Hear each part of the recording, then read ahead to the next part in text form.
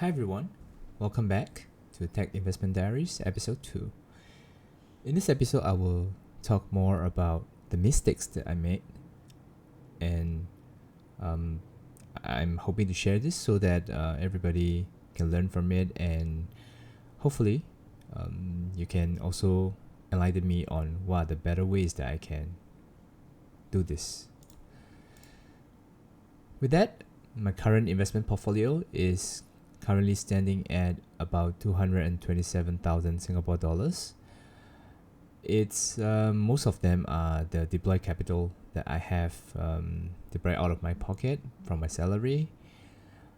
And currently, as you can see, overall, I have about unrealized gains of about $12,000 because of the recent drops in the market. And these are the current stocks that I'm holding based on the size. This is the full portfolio that I'm sharing. And as you can see, Amazon and Adobe are the top holdings that I have at the moment.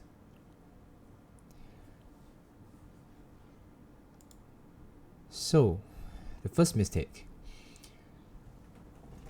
This is the mistake that I'm pretty sure a lot of people make as well.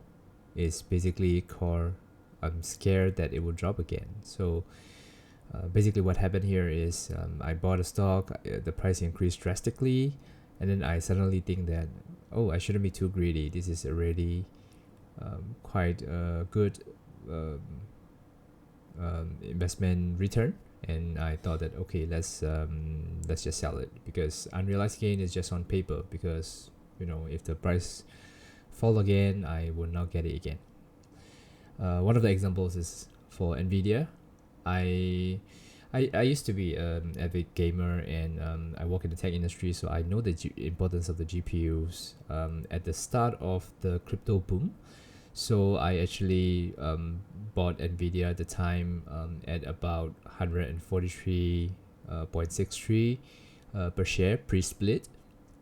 So it was a very, very cheap price during the time, and I know that because for crypto, a lot of my friends are using Nvidia GPUs to do the crypto mining, and then even in the AI and ML, because it's out of my hobby. I study about AI and ML as well, so I know that there are new way that people are deploying deep learning algorithms, and they start to use GPU for that training. So I do see this potential, just that after a while, after holding for about 1 year plus, I see that the portfolio grow to about $491 per share, and it's like a 242% increase, and that kind of scared me, because I thought this is a huge gain. How often am I gonna get a gain like this?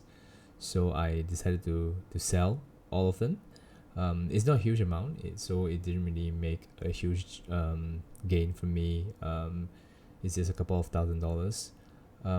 But if I hold on to it, if I have really a high conviction in this stock and I hold on to it until now, each stock would have been about 1861.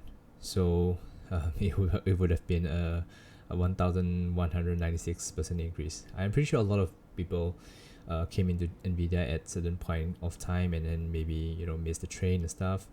But it's one of my biggest regret that I caught it pre-hype based on some of the industry knowledge, but I kind of cashed out a bit too soon, and I didn't really buy much. It was just like a couple of shares.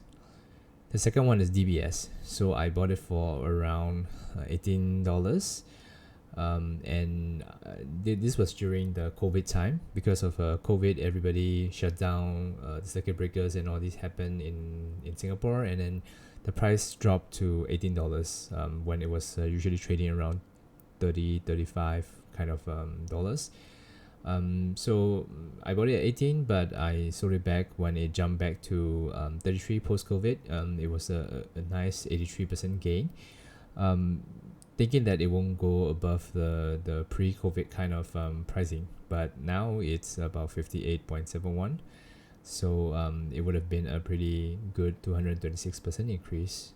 But The good thing about DBS is it's also a good dividend paymaster. So I probably would have get a lot of dividend income based on that as well. So the second mistake that I make is, I guess, same as everybody, FOMO, right? So I FOMO and jump on the trend. So some of the examples are like Fubo TV recently, after they announced a deal with Disney on a collaboration, the stock jump. I think it was like 100% jump kind of thing. I can't remember the exact number, but I thought that, oh, okay, this is a pretty good gain, and with this collaboration, it will probably bring in more revenues and more brand recognition and stuff. So I bought it, but it didn't really happen after they dropped, and it's still making loss in my portfolio at the moment. Rocket Lab, I think, yeah, it's one of the main stocks, right? So I follow whatever the Reddit crowd was saying, and then I bought it, and I made loss. Same goes for AMC. After I bought it, it dropped to half. So a lot of these meme stocks and the FOMO is something that it's very easy to make these mistakes because of the emotional kind of decisions. But yeah, this is something that although I have been learning about this, sometimes it just, just impromptu decision, and then go in and then suddenly lose money.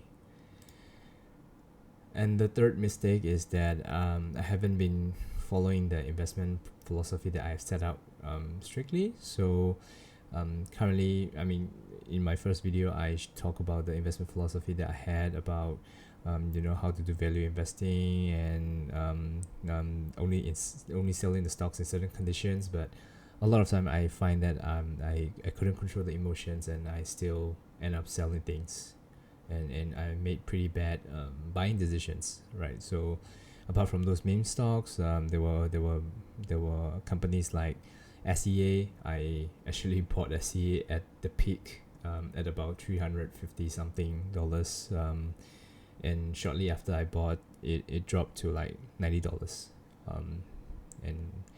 And same goes for Alibaba. That was a bit unfortunate because when I bought it, it was really booming, but that was the time that Jack Ma had problem, and the stock kind of really dived down. So I had a lot of issues. I made quite a bit of loss there.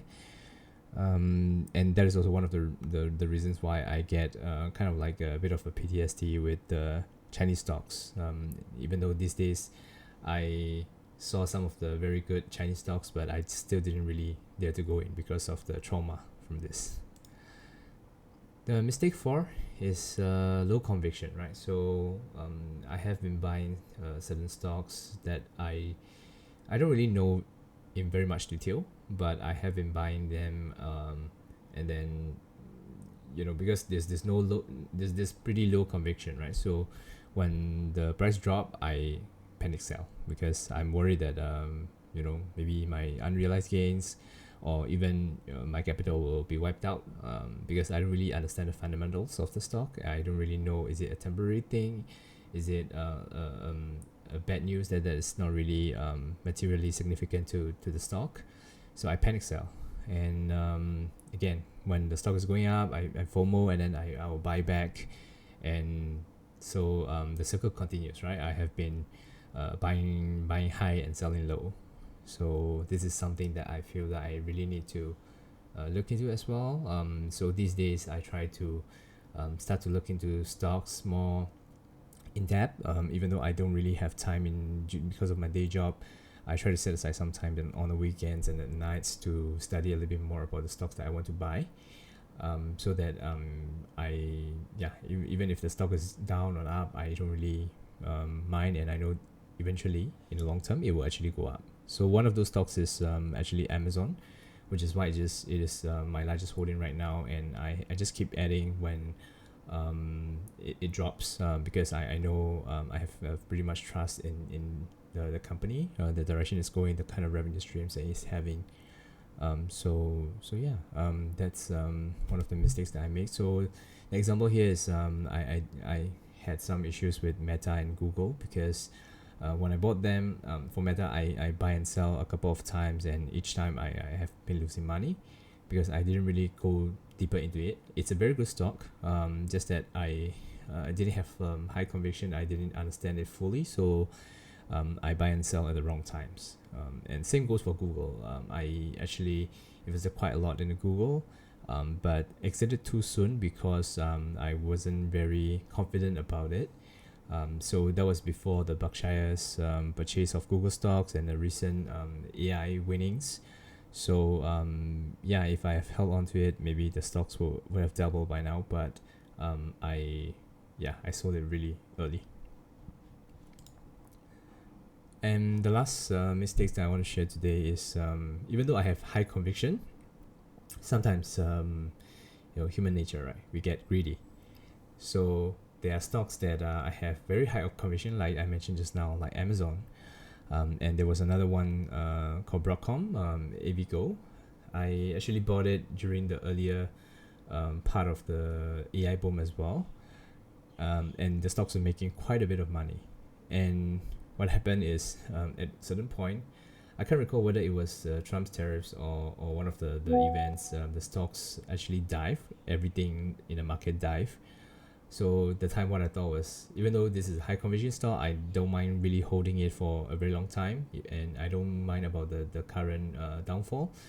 I was thinking, if the stock is falling now, let's sell it, and then when the price goes even lower, let's buy it again at a cheaper price and reduce my base costs, which as you can expect didn't really work out well, because the moment I sell, the next day the stock, both of the stocks went up all the way back, and then the price I sold was actually the lowest point. So yeah, I mean, we can never time the market. I have been learning it again and again. This is something that that's something that I have been learning. It's one of the mistakes that I've been making.